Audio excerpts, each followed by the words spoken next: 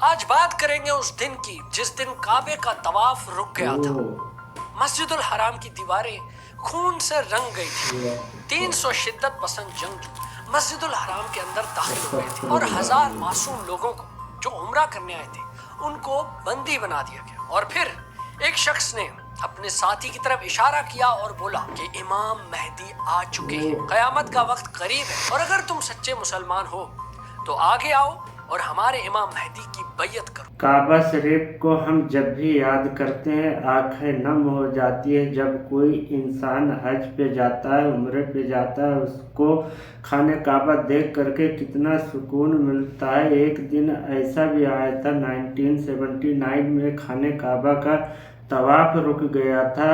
اس پورے واقعہ کو پاکستان کے رجا بھائی آج بتائیں گے، تو آپ لوگ بھی اس ویڈیو کو شروع سے لاسٹ تک ضرور دیکھیں۔ السلام علیکم ورحمۃ اللہ وبرکاتہ۔ کیا حال چال ہے؟ امید کرتا ہوں خیریت سے ہوں گے۔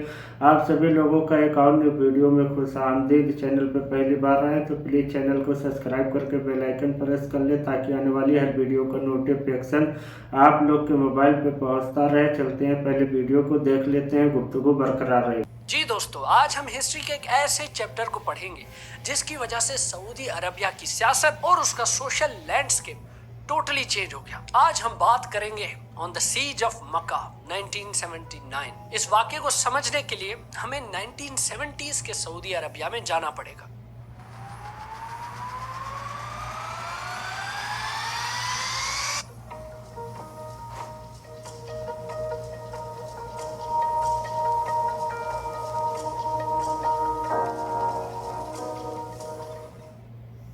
ڈیکٹ سعودی عربیہ کے لیے سب سے اہم ثابت ہونے والا تھا۔ کنگ خالد کے دور میں سعودی عربیہ میں ایک ویو آئی تھی، ویو تھی ماڈرنائزیشن کی۔ 1970s کا آئل بوم چل رہا تھا، تیل کی قیمتیں پوری دنیا میں اسکائی راکٹ کر چکی تھی اور اس مہنگے تیل سے آنے والا پیسہ سعودی عربیہ کا نقشہ بدل رہا تھا۔ ماڈرن انفراسٹرکچر بن رہا تھا، سکولز بن رہے تھے، روڈز بن رہے تھے، لیکن یہ ساری ہوتی ہوئی ترقی سے ایک طبقہ بالکل خوش نہیں تھا، اور وہ تھا مذہبی طبقہ۔ ان کا ماننا یہ تھا کہ جو سعودیہ میں ماڈرنائزیشن آ رہی ہے، اس وجہ سے ہمارا ملک اسلام سے بہت دور جا رہا ہے۔ اس لیے کنگ خالد کے خلاف بہت ساری آوازیں کھڑی ہوئی، اور ان ساری آوازوں میں سے سب سے اونچی آواز تھی ایک شخص کی، جہیمان العتیبی۔ جہیمان ایک وقت پہ سعودی نیشنل گارڈ کا ممبر بھی ہوا کرتا تھا۔ جی، سعودی نیشنل گارڈ، جس کا سول پرپس ہی یہی ہے کہ سعودیہ کی رائل فیملیز کو پروٹیکشن دینی ہے، بادشاہ کی حفاظت سعودی نیشنل گارڈ کی ذمہ داری ہے۔ لیکن اب جہیمان سعودی عربیہ کی بادشاہت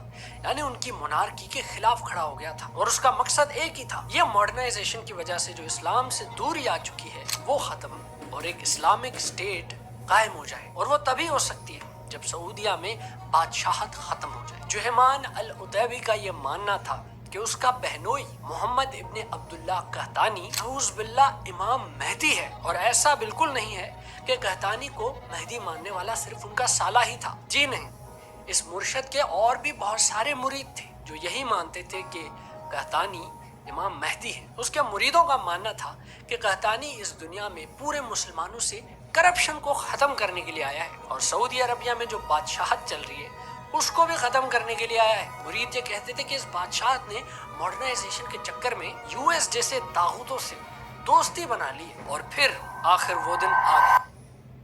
20 نومبر 1979، the capture of the grand mosque. فجر کا وقت ہو رہا تھا، نمازی نماز پڑھ رہے تھے، بہت سارے لوگ اپنے رب سے دعا مانگ رہے تھے کہ اس سب کے دوران تقریباً 200 سے 300 چھپے ہوئے دہشت گرد اپنے پلان کو سر انجام دے رہے تھے۔ جنازوں کے تابوتوں میں اور فوڈ سپلائیز کے اندر وہ لوگ بھاری بھرکم ہتھیار سمگل کر رہے تھے۔ جیسے ہی سارا ویپن اور ملیٹنٹس مسجد میں داخل ہو گئے، انہوں نے ساری گیٹس کلوز کر دی، باہر جانے کا راستہ بند کر دیا، مسجد کے میناروں پر بھی سنائپرز کو تعینات کر دیا تاکہ وہ پورے ایریا کو کور کر سکیں۔ اور پھر جہیمان اور اس کے ساتھیوں نے مسجد کے مائکرو فون کا بھی کنٹرول لے لیا اور اعلان یہ کیا کہ قیامت کا وقت قریب ہے اور محمد ابن عبداللہ القحطانی امام مہدی ہیں۔ وہ سب مسلمانوں کو گمراہی سے باہر نکالنے کے لیے آئے ہیں، سعودیہ سے اس بادشاہت کو ختم کرنے آئے ہیں اور خلافت قائم کرنے کے لیے آئے ہیں۔ تو اگر تم سب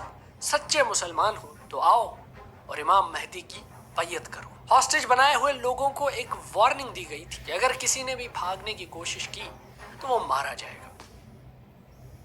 और वहां पे सऊदी गवर्नमेंट परेशान हो गई थी। उनका इनिशियल रिस्पॉन्स हक्का बक्का सा था। उन्होंने कभी सोचा भी नहीं था कि इस तरह का कोई वाकया हो सकता है। They were totally not ready for it. Saudi leadership को उस वक्त समझ ही नहीं आ रहा था कि प्रोसीड किस तरह करना है। जुहैमान के मिलिटेंट्स मस्जिद के अंडरग्राउंड टनल्स में भी थे। मीनारों पर तो उन्होंने पहले ही स्नाइपर्स खड़े कर दिए थे, यानी कि पूरा कॉम्प्लेक्स अब उन मिलिटेंट्स के कंट्रोल में था। जाहिर है इंटरनेशनल बैकलैश भी आना ही था। सब यही कहने लगे कि इतनी मुकद्दस जगह को सऊदी गवर्नमेंट प्रोटेक्ट नहीं कर सकी, कुछ तो करना ही था। तो फिर सऊदी नेशनल गार्ड्स ने अपना पहला असॉल्ट किया। प्लान बहुत सिंपल था, बल्कि कुछ ज्यादा ही सिंपल था। जाना था और सीधा गेट्स पे अटैक करना था। अनफॉर्चुनेटली सऊदी नेशनल गार्ड्स ने दुश्मनों को अंडर एस्टिमेट कर लिया। उनको तो पता ही नहीं था कि मीनारों पे खड़े हुए स्नाइपर्स उनको कब से देख रहे हैं। और मेनली उन स्नाइपर्स की वजह से बहुत सारी सऊदी ट्रूप्स को अपनी जान गंवानी पड़ी। पहला असॉल्ट और इतने बुरे तरीके से फेल हो गया। दूसरा असॉल्ट जब हुआ तो वो तकरीबन 2 दिन चला। सऊदी ट्रूप्स इस दफा आर्मर्ड व्हीकल्स लेके आए थे जो बुलेट प्रूफ थी। उनके पास हैवी मशीन गन्स भी थी और गोल सिर्फ एक था कि पूरे फायर पावर के साथ एक दफा मस्जिद में अंदर दाखिल होना है। लेकिन ये असॉल्ट भी फेल हो गया। फिर आई तीसरे असॉल्ट की बारी।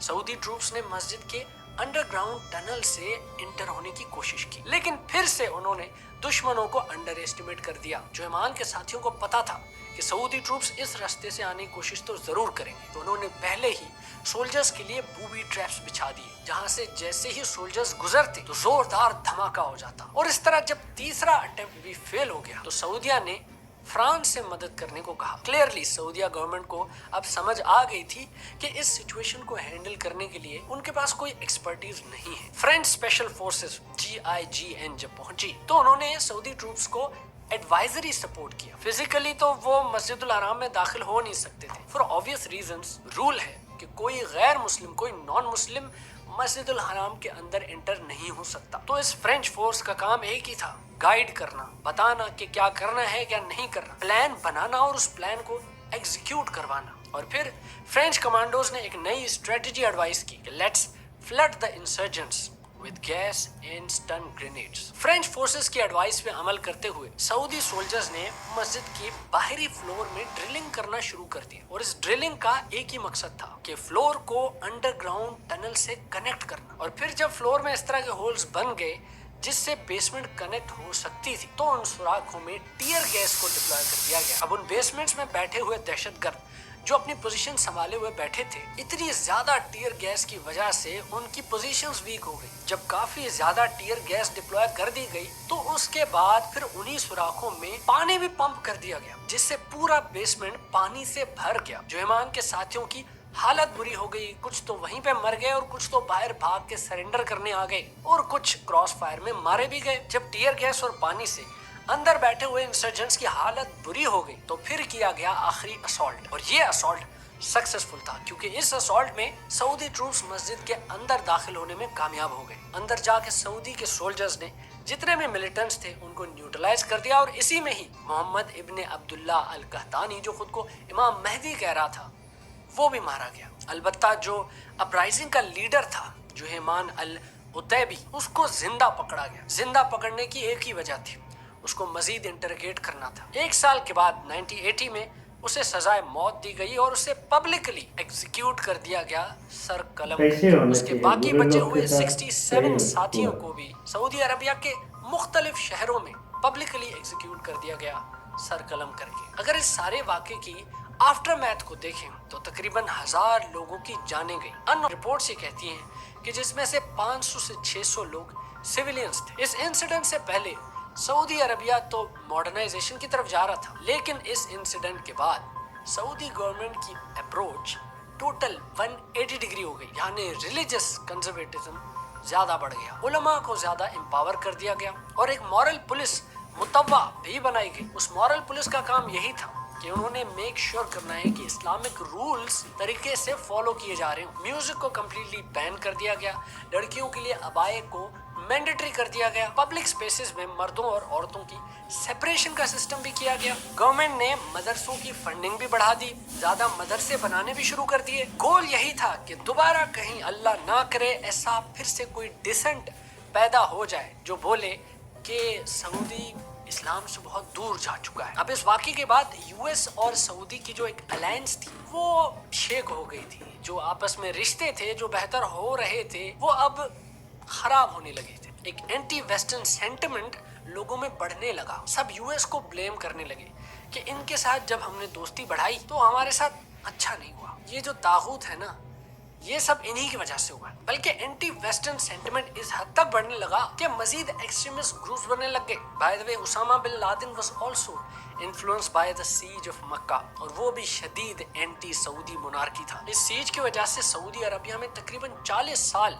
मॉडर्नाइजेशन को रोक दिया गया। औरतों को ड्राइविंग की इजाजत भी नहीं थी और उनकी जो मोबिलिटी होती है यहाँ से वहां जाना, उसको भी बड़ा रिस्ट्रिक्ट कर दिया गया था। किसी भी तरह के पब्लिक इवेंट्स, स्पेशली जो एंटरटेनमेंट से रिलेटेड हो, उनको तो कम्प्लीटली बैन कर दिया गया था। पूरा मुल्क एक स्ट्रॉन्ग रिलीजियस इन्फोर्समेंट के पीरियड में जा चुका था 2016 तक।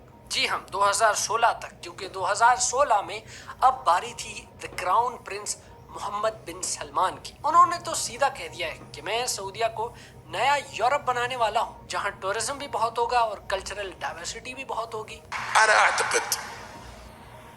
أوروبا الجديدة هي الشرق الأوسط. मोहम्मद बिन सलमान ने जो रिफॉर्म्स किए हैं वो फिर से सऊदी अरबिया को मॉडर्नाइजेशन की तरफ लेके जा रहे हैं। जैसे औरतों को ड्राइविंग की इजाजत भी दे दी गई है, जैसे एंटरटेनमेंट के इवेंट्स पे बैन भी हटा दिए गए हैं। बल्कि 2023 से तो कॉन्सर्ट पे कॉन्सर्ट हो रहे हैं रियाद में। साउंड स्टॉर्म फेस्टिवल हुआ, फिर पोस्ट मलोन कॉन्सर्ट हुआ, फिर इंटरनेशनल ओपरा फेस्टिवल भी हुआ। बहुत सारे लोग ऐसे भी हैं जो मोहम्मद बिन सलमान की इन लिबरल पॉलिसीज पे तनकीद करते हैं। खैर, क्राउन प्रिंस पे तो एक पूरी अलग वीडियो भी बन सकती है। अगर इस सब से रिलेटेड आपको और जानना है तो मैं आपको एक बुक रिकमेंड करूंगा, ब्लड एंड ऑयल, वो जरूर पढ़िएगा। खैर, अब हालात काफी बदल भी चुके हैं। सऊदी अरबिया ने अपनी सिक्योरिटी पे और काउंटर टेररिज्म पे बहुत इन्वेस्ट कर दिया है, सर्वेलेंस भी बहुत बढ़ा दी है और रिलीजियस ग्रुप्स की इंटेलिजेंस मॉनिटरिंग भी शुरू कर दी है, ताकि कहीं ऐसा ना हो कि फिर से कोई अपराइजिंग आने लग जाए। लेकिन मोहम्मद बिन सलमान के इन सारे रिफॉर्म्स और मॉडर्नाइजेशन को देख के अल्लाह ना करे फिर से कोई मसला होने लग जाए, क्योंकि लास्ट टाइम जब किंग खालिद ने ट्राई किया था तो उसका अंजाम अच्छा नहीं था। आप और मैं खैरियत की दुआ ही कर सकते हैं। इस सारे इवेंट पे